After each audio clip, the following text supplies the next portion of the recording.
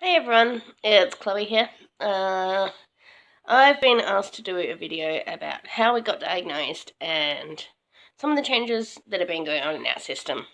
Um, so I guess we'll start from the beginning. I guess like most people, we had horrible. Well, we always thought it was just a horrible memory. Growing up, there was of course the times where people would come up and call us by different names or um, And Ali sort of was just like, oh, okay, maybe I just forgot you. Okay, yeah, nice to meet you. And didn't really think much of it. We we were very much in survivor mode up until about the age of 23. And so it was just recurring events that made Ali feel like, okay, I need to just focus on this, and okay, yeah, this is weird, but weird that I can't remember anything, but I can't deal with that right now. And that just stretched on and on and on. So basically, we had no idea, and it was only as Ali got older that she realised that, hey, maybe this isn't right. She said she keeps saying that she lives her life in hindsight. So she's wonderful at working out what has happened and where things have gone wrong, but at the same time, has no idea how it happened. I don't know if that really makes sense, but anyway, that's what it felt like for us. We barely remember school. We don't remember any of our childhood apart from things that we've read, like court documents or we were a foster child.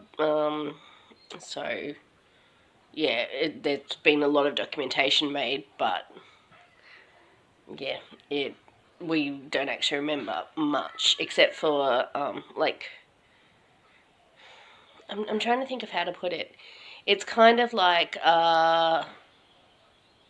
memory. Like we'll remember our 9th birthday, and we got what we got that day as a event in time, as if it happened to somebody else, not to us. We don't remember feeling happy. We don't remember feeling sad. We don't remember anything with any emotion attached to it. And yeah, I think that's the only way I can really describe it. So, as I said, we were a foster child, and in Australia, when you turn 18, you're released from guardianship of the state, and so we sort of started our own, living independent from then, and that's when things really started to become worse. I was actually a host during that time, so Ali is the host now.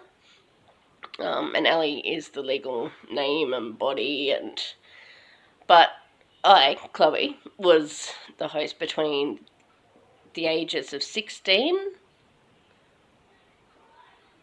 and 25.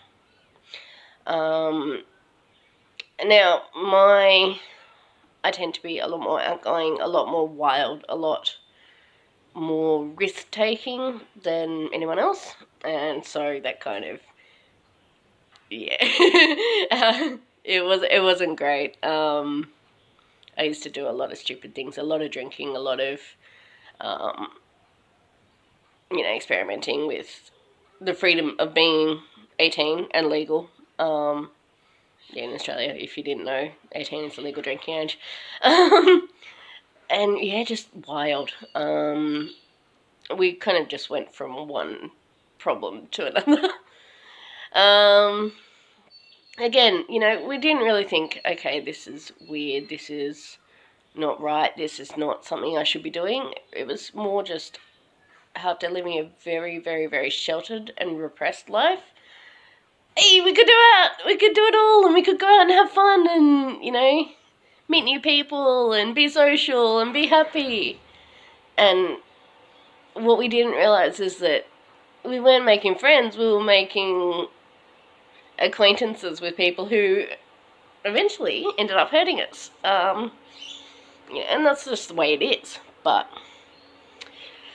yeah, it wasn't a good time. Sorry, I'm just looking over here because I've got written down what I want to say. Because I have, my own shocking memory, apart from dissociating and all that sort of thing. I quite honestly cannot even remember my own name half the time. So yeah, as I said, I was 16 to 25. I was the host and I was out most often. And then when the body was 24, we fell pregnant with our son. And that really changed the dynamic. I went back into the inner world and Ali took over as host. Ali is mum in the system, absolutely. The rest of us are like aunties. We love the kids, we look after them, but we're not mum. So yeah, that was kind of the push that Ali needed to come back out. She had that responsibility. She, it was time to grow up, to mature, to take on that responsibility, I guess. And so she took over as long-term host again. Obviously, we weren't aware of that at the time. We didn't know what was going on. But there was definitely a shift from this, like, wild party girl to, okay, I'm going to be responsible. Sorry,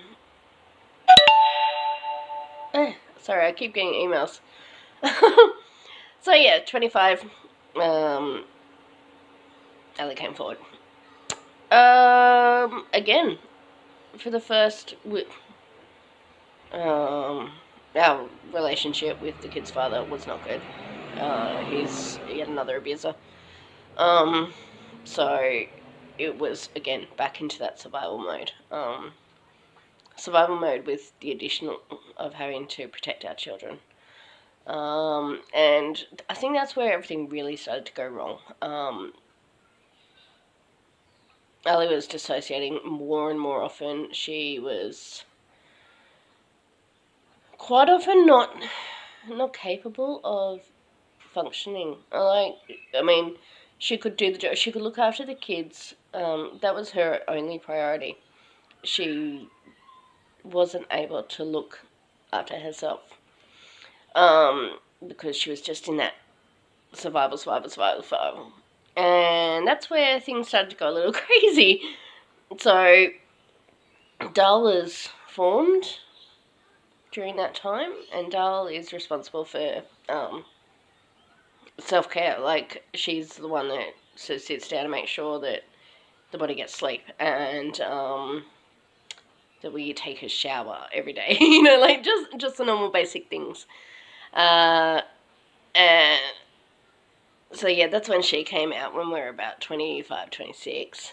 And then about 5 years later, things eased up. We left that relationship, and I guess that's when it really started to make sense in Ellie's head that, hey, maybe this isn't the right way of living. It shouldn't have to be this constant state of hyper-awareness. It shouldn't have to be paranoia all the time. Now I can sit back and I can focus on why I'm waking up places I don't know where I am. Why sometimes I wake up and I'm wearing clothes that there is no way that I would wear. That was a lot of my fault. I tend to be more, I dress very differently to what Ali does. Ali is incredibly conservative. And I like the short skirts and, the tight tops and, and, me and heels. Oh my God, I love heels. But the body is flat-footed and we can't really wear them. It's a lot of pain for us. So Ali would come to and she'd be, wearing a short skirt and heels and be like, what the hell, what is going on? But again, it sort of got put aside. She realised that something was wrong, but she didn't acknowledge it, I guess. And I think that's true of a lot of systems. We do have that inkling that maybe this isn't quite right, but we're so used to living our own chaotic, piecing together everything that's going on lives that to us it's normal. And yeah, over the next few years, Ali started seeking out therapy, and it's really hard in Australia. The way that Medicare is set up, Medicare gives us bulk billing to doctors and that sort of thing. You can get a mental health plan, and that entitles you to 2 visits with a psychiatrist in every calendar year, and up to 10 visits with a counsellor or therapist or whatever, psychologist. That's better. I like my beanie on. It's a cold day today, so. So, as everybody knows who has mental health issues or has loved ones, especially with a psychiatrist, it usually takes longer than 2 visits to get a diagnosis. You know, they need to know you. It's always hard not to fall into that trap of, I have this symptom, this symptom, this symptom, this symptom, I'm here to get a diagnosis, because they just won't give it to you. So that was one of the challenges that we faced, trying to figure out what was going on in our head. And also because we couldn't put things down on paper at that time. We couldn't... Someone would go, how are you feeling? And we'd automatically go, oh yeah, we're fine. No. Actually, I'm feeling really lightheaded, and I keep hearing these voices, and I act differently, and sometimes I find weird stuff in the fridge that I don't eat. But no, I'm not crazy. You know, we were very much caught in that, don't want to admit that anything's wrong, because we didn't want to show weakness. So in 2016, we were diagnosed with borderline personality disorder. And this really does explain a lot of our behaviour, the, intensity of relationships, or the intensity and frequency of our mood changes. It's just literally 0 to 100 in 10 seconds flat, and then 5 minutes later we're fine, So we went with that and went, okay, cool. So we started doing DBT, dialectical behaviour therapy, and taking some mood stabilizers. We're pretty anti-medication, only for the fact that we're a single parent, we have 2 children to look after, and don't like that zombie feeling. That's the only way I can describe it. So we started taking those mood stabilizers, and we still are on them today. They work really well. But yeah. Anyway. We went back again the next calendar year when we got another 2 visits. And we're actually diagnosed with bipolar as well. And this is because we're, constant insomnia. Every time we're manic, we clean the house obsessively. Like, our house looks like a show house. It's wonderful. But, when you're up at 3 a.m. organising the bookshelf alphabetically, you kind of realise that, hey, something's wrong. I've got to be up at 7 o'clock in the morning or whatever time, and it would start that cycle of panicking, because I know I need sleep. I can't get sleep, and my body's not coping. My body's shutting down, but I've got to keep going. It's just, yeah.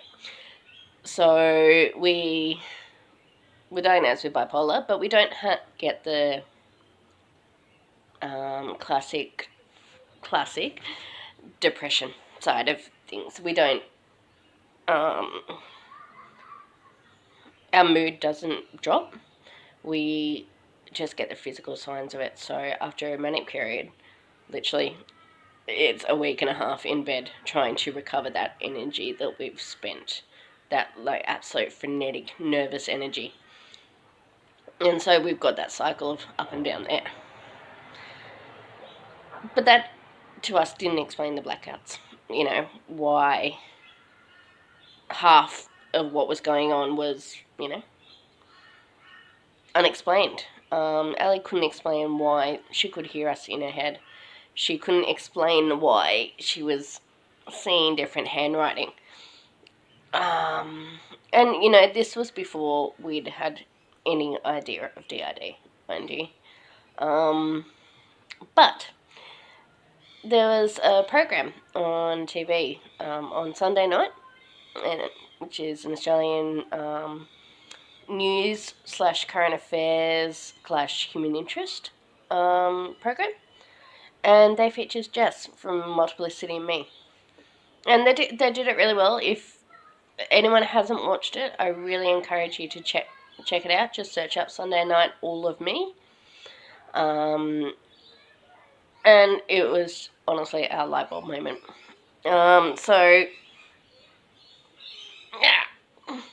So Sunday night, met Jess, and they were talking about, they did it really well.